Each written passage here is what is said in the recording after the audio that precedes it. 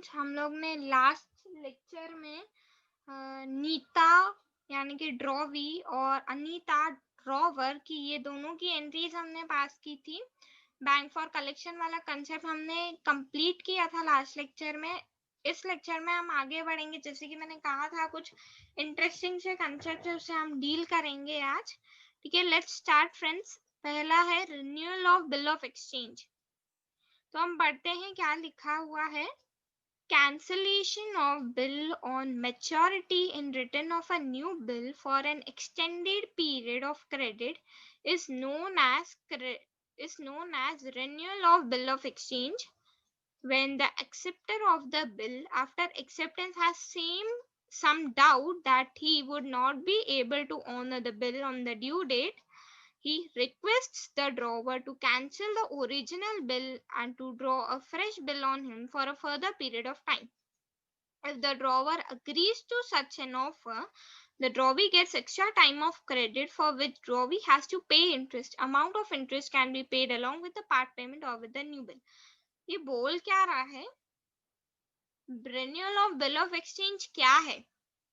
Friends, renewal of bill of exchange मतलब जब drawee को ऐसा लगता है कि यार मेरे लिए ना ये इतना क्रेडिट पीरियड ना काफी नहीं है, मैं शायद बिल ऑनर नहीं कर पाऊंगा, उसे डाउट रहता है कि मैं बिल ऑनर नहीं कर पाऊंगा या कर पाऊंगी, तो वो ड्रॉवी क्या करता है, ड्रॉवर के पास जाता है और उससे रिक्वेस्ट करता है कि ओरिजिनल बिल जो बनाया था आपने वो उसे कैंसल कर दीजिए और उसके बदले में नया बिल बनाइए इंटरेस्ट के साथ।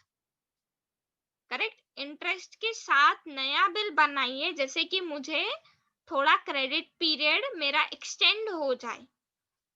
तो अगर ड्रॉवर और ड्रॉवी म्यूचुअली डिसाइड कर लेते हैं तो ड्रॉवर एक नया बिल ड्रॉ करता है, फ्रेश बिल ड्रॉ किया जाता है जहां पर इंटरेस्ट भी पे किया जाता है।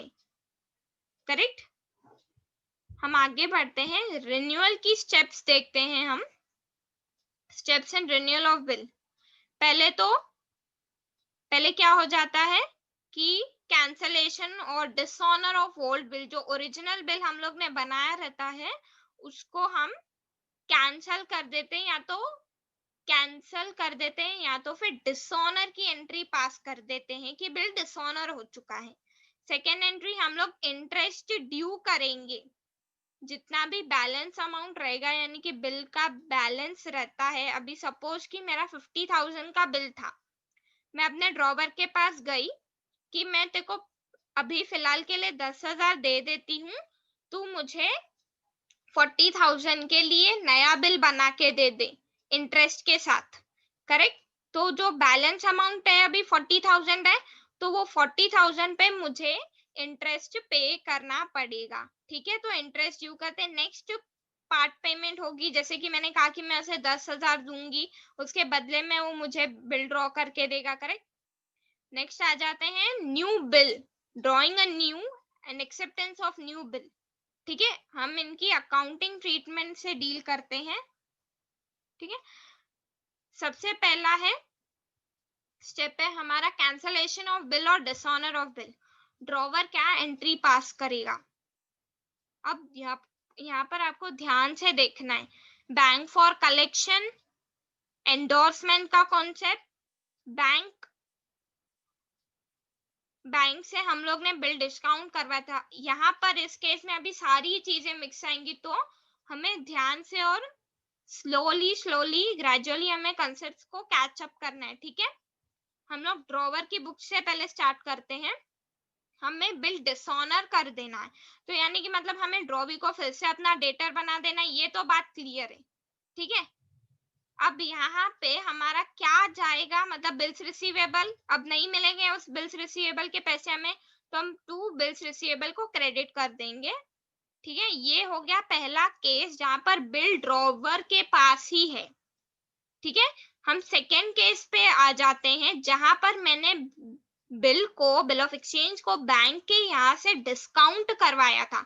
उस केस में मैं क्या करूंगी, ड्रॉवी को पकड़ लूंगी, मैं ड्रॉवी को डेटर बना दूंगी क्योंकि उससे पैसे लेने। और किसको क्रेडिट करूंगी, किसको क्रेडिटर बनाना है, बैंक को पैसे देने हैं तो बैंक को मैं क्रेडिट कर दूंगी, ठीक है। नेक्स्ट आ जाता है, अगर मैंने bill bank for collection, bill send for collection, ये वाला कंसेप्ट हमने लास्ट लेक्चर में ही किया था। अगर बिल सेंड फॉर कलेक्शन में मैंने अकाउंट में डाला है बिल, तो वहां पर मुझे, मैं ड्रॉवी को फिर से अपना डेटर बना दूंगी और वो अकाउंट को क्लोज कर दूंगी, ठीक है। हम आ जाते हैं फोर्थ केस पर हमारे, जहां पर बिल को एंडोर्स किया जाता है। वहां पे मैं क्या कर दूंगी, बहुत इजी है, मैं को ड्रॉवी को पकड़ लूंगी, क्यों, क्योंकि उससे मुझे पैसे लेने हैं, और किसको छोड़ दूंगी, एंडोर्सी को, क्यों, क्योंकि उसको पैसे देने हैं, यानी कि उसको क्रेडिट करना है, ड्रॉवी को डेबिट कर देना है, करेक्ट। आई होप कि ये वाला केस क्लियर है। ड्रॉवी क्या एंट्री पास करेगा, उसका सिंपल है, see bills payable to drawer's account, drawer को फिर से अपना क्रेडिटर बना देना है, ठीक है। Second step, interest due on balance amount, interest कैसे ड्यू करना है। अभी ड्रॉवर के लिए इंटरेस्ट क्या हो जाता है फ्रेंड्स, ड्रॉवर के लिए इंटरेस्ट एक काइंड ऑफ इनकम है, बोलेंगे नहीं income, it's kind of in gain, ठीक है। तो वो क्या करेगा, इंटरेस्ट को क्रेडिट कर देगा, correct. I think it's some mistake, यहाँ पर क्रेडिट आना चाहिए, यहाँ पर डेबिट नहीं आएगा, there is some mistake in the text book, ठीक है। ये क्या हो जाएगा, drawee's account debit to interest account में, इंटरेस्ट को क्यों क्रेडिट करेंगे, क्योंकि ड्रॉवर को मिलेगा, और डेबिट द रिसीवर, इसके लिए सॉरी रूल गलत लग गया, सॉरी, ड्रॉवी को इंटरेस्ट को हम क्रेडिट कर देंगे, क्यों, क्योंकि हमें उससे पैसे लेने हैं, और उससे पैसे लेने हैं ड्रॉवी को, तो हमने उसको डेबिट कर दिया, डेटर बना दिया अपना, ठीक है। अब हम आ जाते हैं ड्रॉवी के केस में। ड्रॉवी के केस में ना इंटरेस्ट ड्रॉवी के लिए एक्सपेंस रहता है, ठीक है, और मुझे, यानी कि ड्रॉवी को उसे पे करना है उतने अमाउंट के लिए, तो उतने अमाउंट के लिए हम ड्रॉवर को क्रेडिट कर देंगे कि यार ये इतने अमाउंट के लिए मेरा क्रेडिटर बन गया, इंटरेस्ट के लिए क्रेडिटर बन गया, ठीक है। अब यहाँ पर थर्ड स्टेप आ जाते हैं, रिसीविंग और पेइंग पार्ट पेमेंट, ठीक है। और अगर हमें पार्ट पेमेंट मिल रही है, ड्रॉवर को अगर पेमेंट मिल रही है, तो cash oblique bank account debit to drawee's account, credit the giver, cash account, cash what come, debit what comes in real account का रूल, करेक्ट, ठीक है। यहाँ पे इसके लिए ड्रॉवी के लिए ये पार्ट पेमेंट ना फ्रेंड्स क्या हो जाती है, अ काइंड ऑफ एक्सपेंस हो जाता है, उसे पे करना पड़ता है, तो कैश अकाउंट को क्रेडिट कर देता है, ठीक है, और ड्रॉवर को डेबिट कर देता है कि इतने अमाउंट के लिए अब वो मेरा क्रेडिटर नहीं रहा, इसके लिए उसे डेबिट कर दिया जाता है, ठीक है। आगे बढ़ते हैं, fourth and the last step, नया बिल ड्रॉ किया जाता है। जैसे हम लोग यूजुअली अपना बिल्स एक्सेप्टेंस का एंट्री कैसे बनाते हैं, वैसे ही एंट्री ड्रॉ की जाती है, पास ऑन की जाती है, bills receivable account debit to drawee's account, drawer's account debit to bills payable account, ठीक है। यहाँ पर कुछ नोट दिया गया है, एक बार चेकआउट कर लेते हैं। Whenever the bill is dishonoured, drawee's account is always debited, बोल रहा है कि यार जब भी बिल डिसऑनर हो जाता है, ड्रॉवी अकाउंट को हमेशा डेबिट किया जाता है। दूसरा नोट क्या बोला है, bills receivable account is credited if the bill is retained, ठीक है। अगर बिल ड्रॉवर के पास ही है तो बिल्स रिसीवेबल अकाउंट को क्रेडिट किया जाता है। और तीसरा क्या बोला है, bank account is credited if the bill is discounted with the bank, हम बैंक अकाउंट को क्रेडिट कर देते हैं। देखिए इधर मैंने आपको बताया था, सी बैंक अकाउंट को क्रेडिट कर दिया जाता है अगर बिल डिस्काउंटेड है बैंक से, और ये bill send for collection account is credited if the bill is send for bank for collection. ये चारों ही चीजें वही लिखी हुई है जो मैंने आपको यहाँ पर बताई थी, करेक्ट। मैं आपको एक और इसका बता देती हूँ कि ड्रॉवर के केस में क्या हो जाता है ना, हम ड्रॉवी को 2 बार डेबिट कर देते हैं। अगर आप यहाँ पे ध्यान से देखें, गिव मी मिनट।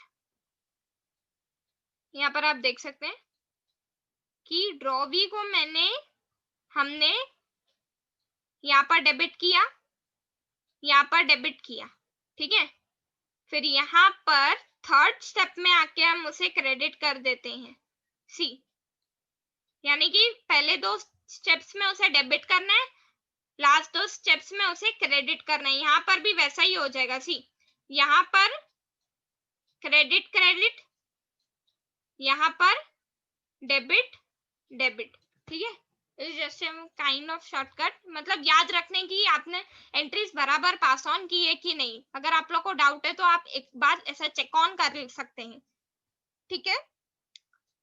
हम यहाँ पर आ जाते हैं, ये बोला है alternate accounting treatment when interest paid in cash immediately. ये अल्टरनेट अकाउंटिंग ट्रीटमेंट है जो कि आप खुद भी चेकआउट कर सकते हैं, इट्स नॉट दैट डिफिकल्ट, ठीक है, कि क्या एंट्रीज पास ऑन की जाएंगी अगर आपको इंटरेस्ट तुरंत मिल जा रहा है, ठीक है। आप लोग गो थ्रू कर सकते हैं, वेरी इजी, ठीक है। अब हम नए कॉन्सेप्ट पर आएंगे, retirement of bill under rebate. Friends, retirement क्या होता है मैंने आपको स्टार्टिंग के लेक्चर्स में बताया था। अभी सपोज मेरे बिल की ड्यू डेट है 20 अगस्त और मैं 18 अगस्त को ही अपना बिल का पेमेंट पे कर दे रही हूँ। बिल का जो भी पेमेंट है, ड्यू अमाउंट है, वो मैं अपने ड्रॉवर को पे कर दे रही हूँ, यानी कि मेरे क्रेडिटर को मैं पे कर देती हूँ। तो क्या हो जाता है ना, उस केस में मुझे बिल का जो अमाउंट रहता है ना उससे थोड़ा कम, यानी कि काइंड ऑफ डिस्काउंट मिल जाता है। तो उस डिस्काउंट को क्या कहा जाता है, रिबेट कहा जाता है, ठीक है। इसे कहते हैं कि अगर payment of bill is before due date, अगर बिल का पेमेंट ड्यू डेट के पहले ही हो जा रहा है तो उसे रिटायरमेंट ऑफ बिल कहते हैं, ठीक है। उस केस में ना अकाउंटिंग ट्रीटमेंट ड्रॉवर के बुक्स में और ड्रॉवी के बुक्स में क्या होगी, ड्रॉवर के बुक्स में क्या हो जाएगी, ड्रॉवर को मुझे डिस्काउंट देना पड़ेगा तो उसके लिए ये काइंड ऑफ एक्सपेंस है तो वो उसको डेबिट करेगा। लेकिन सेम केस में ड्रॉवी क्या करेगा, उसे वो रिबेट या डिस्काउंट मिलेगा, it's kind of discount receive, तो वो उसे क्रेडिट कर देगा, ठीक है। तो ये क्या हो जाएगा, कैश अकाउंट डेबिट, यानी कि उसे उतने पैसे मिलेंगे। रिबेट या डिस्काउंट अकाउंट डेबिट, क्योंकि इतना मेरा अमाउंट का लॉस हुआ है, ठीक है। टू बिल्स रिसीवेबल अकाउंट, यहाँ पे ये bills payable account debit, to cash public bank, to rebate या डिस्काउंट अकाउंट। यहाँ पे इसको क्रेडिट क्यों किया है, क्योंकि मेरे को इतने अमाउंट का गेन हुआ है। ये कैश अकाउंट या बैंक अकाउंट को क्रेडिट क्यों करता है, क्योंकि उसके अकाउंट से पैसे कटते हैं। ये डेबिट क्यों करता है, क्योंकि उसके अकाउंट में पैसा है। It's very simple friends, very simple, ठीक है। आगे बढ़ते हैं, these are very layman concepts, correct. हम लोग आगे बढ़ते हैं, insolvency of drawee. Insolvency of drawee क्या होता है, let's see. Person whose liabilities are more than the assets and is not in a position to pay off his liabilities is known as an insolvent person। आपको पता होगा कि insolvent person कौन होता है। Friends, insolvent person वो होता है जिसके ना assets उसके liabilities से कम होते। For example, मेरे assets हैं 50,000 और मेरी liabilities है 95,000। So I am an insolvent person. क्यों, क्योंकि मेरे एसेट्स जो है ना मेरे लाइबिलिटी से ना ही इक्वल है ना ही ज्यादा है, ठीक है। आगे क्या बोला है, when the accepted drawee is declared as insolvent by the court, bill accepted by him will obviously be dishonoured. ये स्टेटमेंट क्या बोल रहा है, क्या देखो, जब भी ड्रॉवी इंसॉल्वेंट डिक्लेयर किया गया है कोर्ट के द्वारा तो बिल, ये ऑब्वियस ये बात है कि वो बिल ऑफ एक्सचेंज भी डिसऑनर हो जाएंगे क्योंकि वो पैसे पे करेगा नहीं, क्योंकि वो इंसॉल्वेंट डिक्लेयर हो चुका है, ठीक है। तो यहाँ पर क्या हो जाएगा ना, entry for cancellation of bill क्या होगी, इस केस में अगर बिल को हमें कैंसल करना है तो हम ड्रॉवर और ड्रॉवी के बुक्स में क्या एंट्री पास करेंगे, उसकी अकाउंटिंग ट्रीटमेंट बताई गई है। ठीक है, यहाँ पर अकाउंटिंग ट्रीटमेंट हम चेक ऑन कर लेते हैं ड्रॉवर के बुक्स में और ड्रॉवी के बुक्स में। क्या बोला है, कैंसलेशन ऑफ ओल्ड बिल। जैसे हम लोग रिन्यूअल में अपना बिल को कैंसल करते थे, हम यहाँ पर इंसॉल्वेंसी के केस में भी हम बिल को कैंसल करेंगे पहले फ्रेंड्स। ठीक है, क्या बोला है, cancellation of old bill books of drawer. ठीक है, ये क्या करेगा ना, ड्रॉवी को अभी जितना भी बिल का अमाउंट है उससे डेबिट कर देगा। सपोज मेरा बिल का अमाउंट है 75,000, तो मैं उतने अमाउंट से ड्रॉवी को डेबिट कर दूंगी कि यार अभी यहाँ से मुझे पैसे नहीं मिलने वाले, टू बिल्स रिसीवेबल अकाउंट। ठीक है, या तो फिर अगर ये फर्स्ट केस हो गया हमारा जहाँ पे बिल रिटेन्ड है, रिटेन्ड है मतलब ड्रॉवर के पास ही है। ये second case to bank account, और third case bill send for collection account. ये एंडोर्समेंट का कॉन्सेप्ट सेम है, वो पहले जैसे मैंने रिन्यूअल का बताया था ना वैसे ही है डिसऑनर की एंट्री। ड्रॉवी भी वही एंट्री पास करेगा, bills payable to drawer's account. क्यों, क्योंकि अभी ये उसे पैसे देने नहीं है, वो बिल को कैंसिल कर दिया जा रहा है। यहाँ पर final dividend and bad debts written off. अब सब मेरा बिल, मैंने कहा कि मेरा 50,000 का बिल है, तो मुझे आपको ना क्वेश्चन में नोटिफाई किया जाता है कि आपको बिल का अमाउंट कितना रिकवर्ड हुआ है। सपोज मुझे कहा गया है कि यार 50,000 का बिल था, 25,000 मिले, यानी कि मुझे कैश अकाउंट में 25,000 डेबिट करने हैं, यानी कि 25,000 आए। मेरे बेड डेट्स कितने हुए फिर 25,000, मैं उतने अमाउंट से ड्रॉवी को क्रेडिट कर दूंगी 50,000 से। ठीक है, यहाँ पे आएगा 25,000, यहाँ पे आएगा कैश अकाउंट में 25, बेड डेट्स अकाउंट में आएगा 25,000, और यहाँ पे ड्रॉवी को मैंने 50,000 से क्रेडिट कर दिया। यहाँ पे मुझे अब पैसे नहीं मिलने वाले हैं या रिकवरी नहीं होगी, जितनी भी होने वाली थी वो रिकवरी हो चुकी है। ठीक है, अभी हम चलते हैं ड्रॉवी के यहाँ पर। तो भाई मेरे को एक बात बताओ कि देखो ड्रॉवर में क्या हो जाता है ना कि इसके लिए बेड डेट्स हो जाते हैं, लेकिन ड्रॉवी के लिए वो बेड डेट्स नहीं होते, ड्रॉवी के लिए वो डेफिशिएंसी हो जाती है। ठीक है, तो वो क्या करता है, ड्रॉवर को उतने अमाउंट से डेबिट कर देता है। मेरा 50,000 का बिल था, ठीक है, यहाँ पे मैंने 50,000 से ड्रॉवर को डेबिट कर दिया। मेरे कैश या बैंक अकाउंट से कटे कितने, 25,000 कटे। डेफिशिएंसी कितने की हुई फ्रेंड्स, 25,000 की। ठीक है, I hope all the concepts are clear. Correct, बहुत ही ज्यादा इजी कंसेप्ट्स थे, बहुत ज्यादा इजी है, मस्ट से। आप अगर एक बार भी इन सब एंट्रीज को गो थ्रू करोगे ना तो आपको सब समझ में आएगा, इट्स वेरी इजी। हमने रिटायरमेंट सीखा, रिन्यूअल ऑफ बिल सीखा, इंसॉल्वेंसी देखी, इनकी अकाउंटिंग ट्रीटमेंट्स चेक ऑन की है हमने।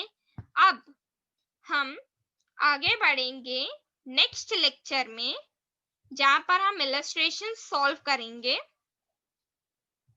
Correct, see there are illustrations जहां पे हमें दी गई है केसेस। जैसे हम लोग ने लास्ट कुछ इलस्ट्रेशन सॉल्व किए, वहां पर कैसे केसेस दी जाती थी और हम सॉल्व करते थे, वैसे ही हमें सॉल्व करना है।